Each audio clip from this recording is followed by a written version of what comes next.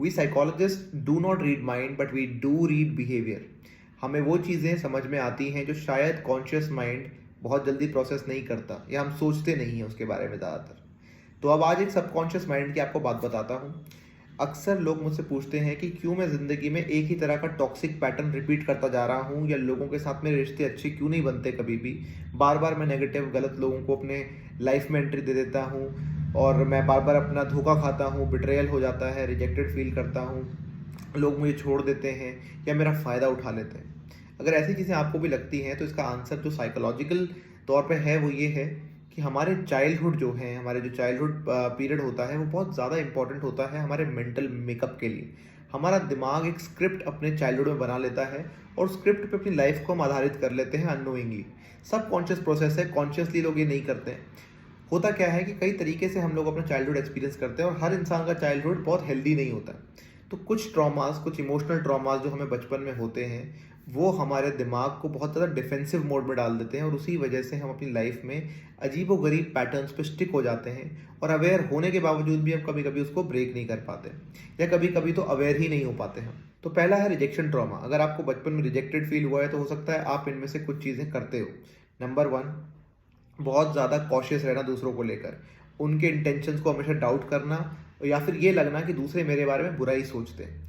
ये भी हो सकता है कि आप बहुत ज़्यादा पीपल प्लीजिंग करते हो, यानी कि ना नहीं कह पाते हो और बहुत बार अंदर से खुद को प्रेशराइज करते हो लेकिन दूसरे इंसान को हाँ ही बोल देते हो, चाहे कितना भी आपके लिए मजबूरी का काम हो, कितना भी आपको बुरा लग रहा हो। तो ये चीज़ आपका एक सिम्टम हो सकता है। या फिर आपकी साइकोलॉजिकल जो मेकअप है वो बहुत रिजिड है, आप कॉम्प्रोमाइज़ नहीं करना चाहते किसी चीज़ पे और दूसरों की बात तो बिल्कुल नहीं सुनना चाहते हो। एक स्टबर्ननेस भी दिखती है कई बार। रिजेक्शन ट्रॉमा का ये कुछ लक्षण है जो आपके बड़े होने पर एडल्टहुड में सामने आते हैं। फिर आता है बिट्रेयल ट्रॉमा, यानी कि कुछ अनएक्सपेक्टेड बिट्रेयल अगर आपने बचपन में महसूस किया है अपने पेरेंट्स, कलीग्स, फ्रेंड्स, सिबलिंग्स से, कजन से। यानी कि कुछ ऐसी चीज़ जो आपने एक्सपेक्ट नहीं करी थी कि वो लोग आपके साथ कर सकते हैं, लेकिन एक तरह का धोखा जो आपको महसूस हुआ। इसमें क्या होता है, ज़्यादातर मेंटल हेल्थ प्रॉब्लम्स डेवलप हो जाती हैं जो एंग्जाइटी रिलेटेड होती है, जैसे पैनिक अटैक्स हो सकते हैं, नाइटमेयर्स हो सकते हैं, स्लीप डिस्टर्बेंस, बहुत बार बार घबरा जाना, एकदम से शॉक हो जाना। बहुत सेंसिटिव रहता है आपका दिमाग का एंग्जाइटी सिस्टम। तो ये तरीके का लक्षण जो है, ये एंग्जाइटी जो रिलेटेड मेंटल हेल्थ कंडीशन है, ये कई बार बिट्रेयल ट्रॉमा का एक मैनिफेस्टेशन होता है एडल्टहुड के अंदर। ऐसे लोगों को अक्सर ये भी होता है कि अपने इमोशंस को समझने में प्रॉब्लम आती है कि how am I feeling and how to express it to the outside world. फिर आता है अबैंडनमेंट ट्रॉमा। अबैंडनमेंट ट्रॉमा के जिन लोगों को लक्षण होते हैं उनमें कुछ लक्षण ये हैं कि बार बार ऐसी फीलिंग आना कि मैं दूसरों से पीछे रह जाऊंगा या लोग मुझे छोड़ देंगे, तो इस वजह से हेल्दी रिलेशनशिप फॉर्म ही नहीं कर पाते हैं लोग। या बार बार ऐसा होता है कि रिलेशनशिप बनाते हैं और बहुत ज़्यादा एंग्शियस रहते हैं रिलेशनशिप्स को लेकर, बार बार पार्टनर्स पे शक करना या बार बार ऐसा फील करना कि मेरा पार्टनर मुझे छोड़ देगा।